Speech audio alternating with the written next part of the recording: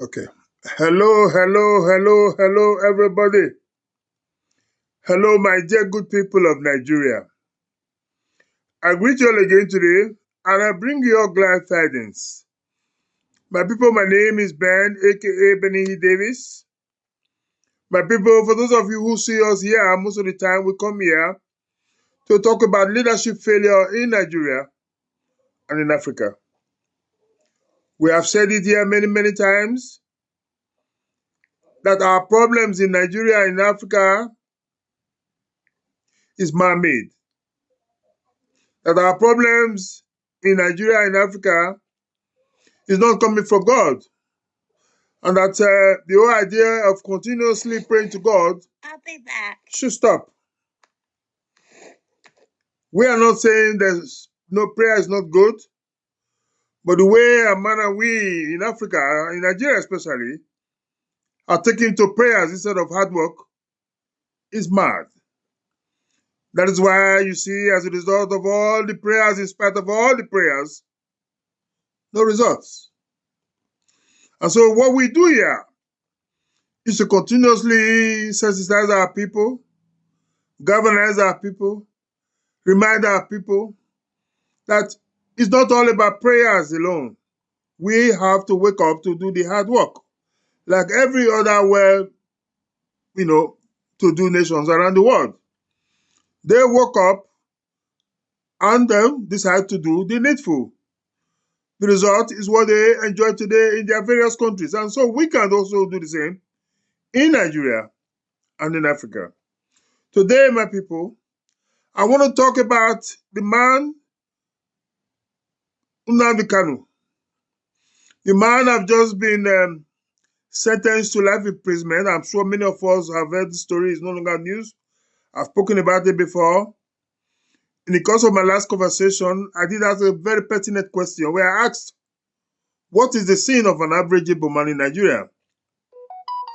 There was one other conversation I did where I also did say that the problem of an Igbo man is his fellow Igbo man. So I've done all these conversations prior to this sentencing of Nnamdi Kanu. And today we are here to do just one thing, and one thing only, to condemn outrightly the sentencing of the man they call Nnamdi Kanu. The reason is very clear. Going by what Nnamdi Kanu was said to have done in Nigeria, when you do a comparison of what he's done to some other persons, and look at what has happened to him, it tells you just one thing, and one thing only, that injustice has a field day in Nigeria. That injustice in Nigeria is a common phenomenon. What has happened to Nnamdi Kanu is a clear case of injustice, my people. And it should be condemned by men and women who believe in justice. Because as they say in our local parlance, what goes around comes around.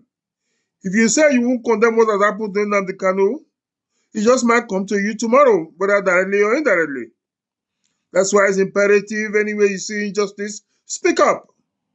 Speak up so that those who are perpetrating injustice will know that people will speak up. If you don't speak up, I don't speak up, then we are in trouble. Then we are giving them a free day to continue their injustice on the people of Nigeria or Africa. So my dear good people of Nigeria, this message today is basically going to condemn outrightly the sentencing of the man they call Nnamdi Kanu. The sentencing of Nnamdi Kanu is not just a legal decision, if you ask me.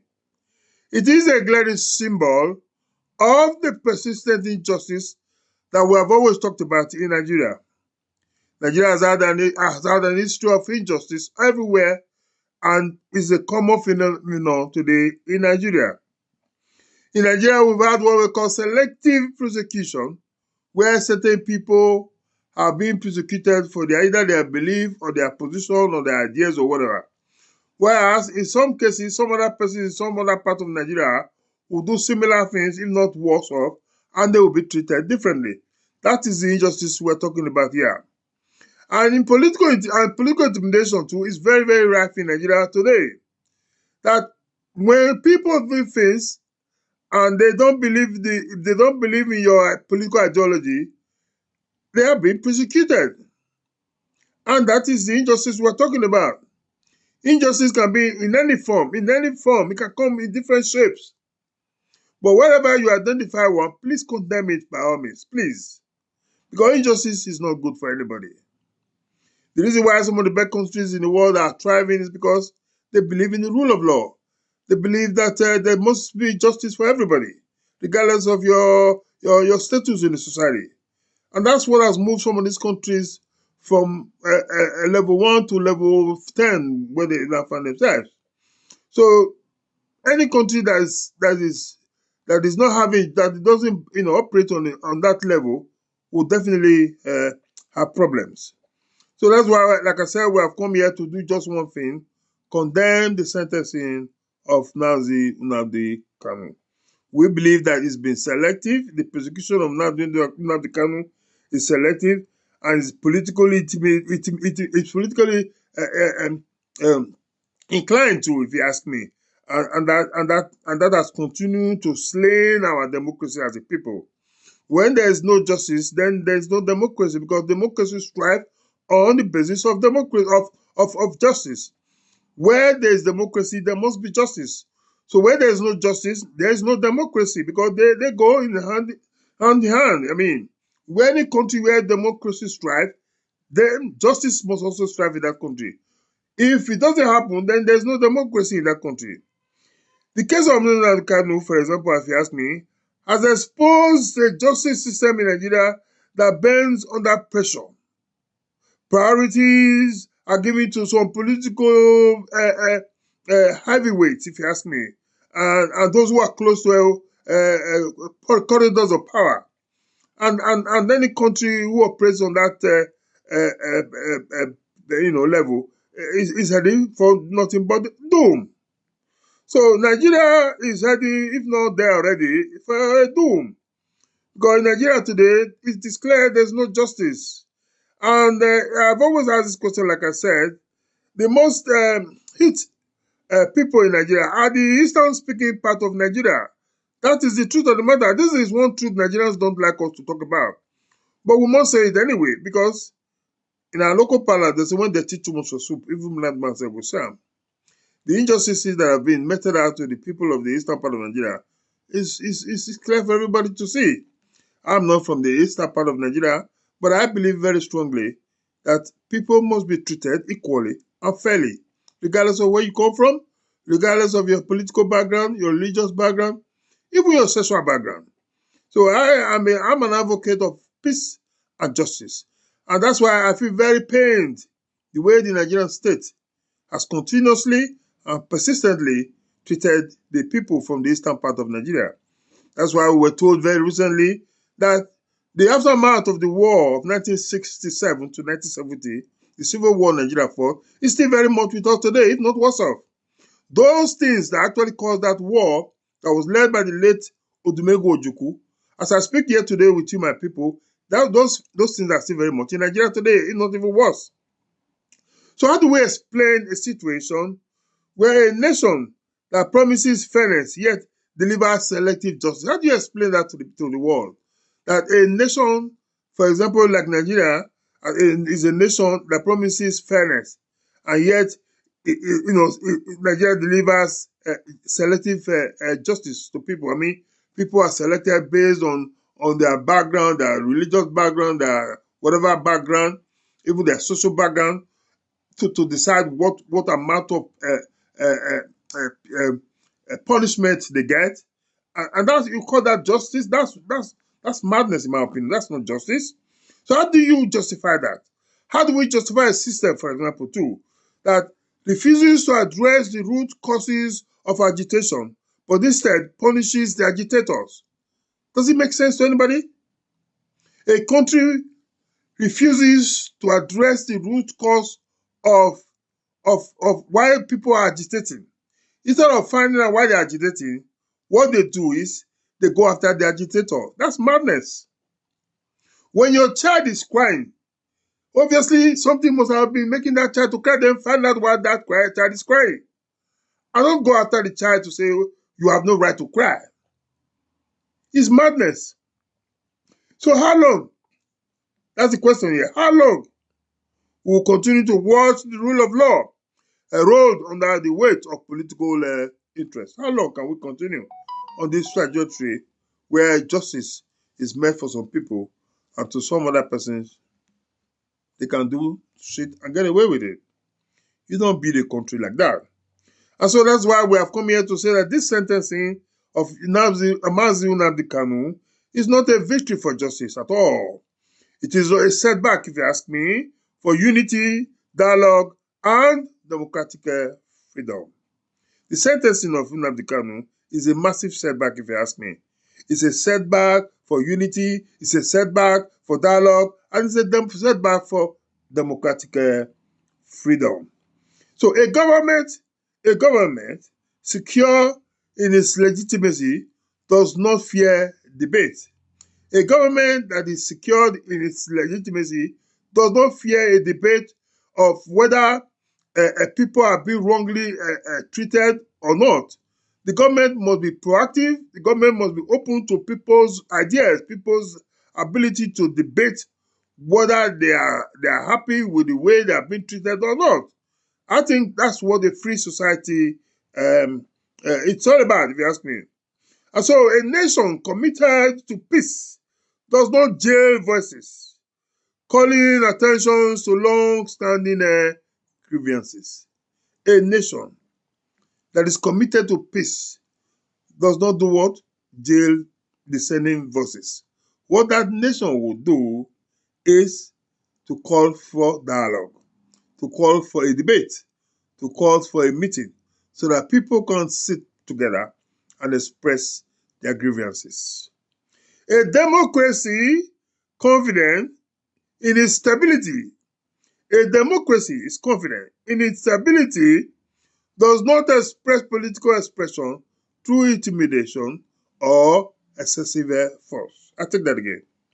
A democracy confident in its stability does not suppress political expression through intimidation or excessive force.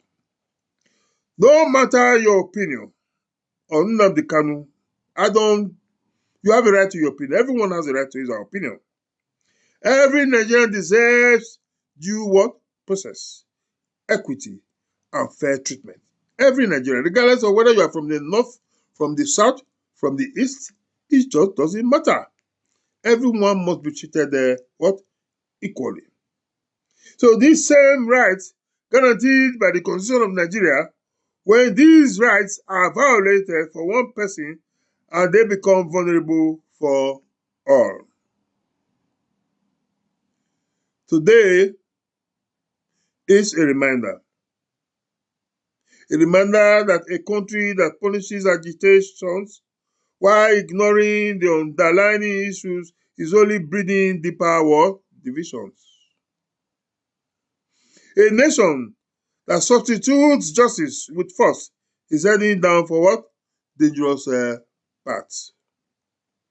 And so we demand transparency, we demand fairness, we demand justice system that serves the people and not the powerful. You will recall that we have said it many times that in Nigeria you have powerful people rather than having powerful institutions. Any country in the world where you have powerful people instead of having powerful institutions, that country is headed for a doom. Everyone knows that. Until then, when Nigeria will wake up and begin to have strong institutions rather than having strong men, then the country is not ready. The reason why Nnamdi Kanu has been treated the way he's been treated is not far-fetched. One of the basic reasons is that because the man is from the eastern part of Nigeria. That is the truth of the matter. You see, in Nigeria, we don't like telling ourselves the truth, but somebody has to say the truth anyway. I have done the research on this matter personally, and I have come to the conclusion that the only reason why Nnamdi Kanu is being treated the way he's treated is because the man is an Igbo man. Because we've had cases where people from other parts of Nigeria have done even worse things and they were given soft landings. I can mention names but if I want to, but I don't want to at this stage mention some names. But we all know the people in Nigeria.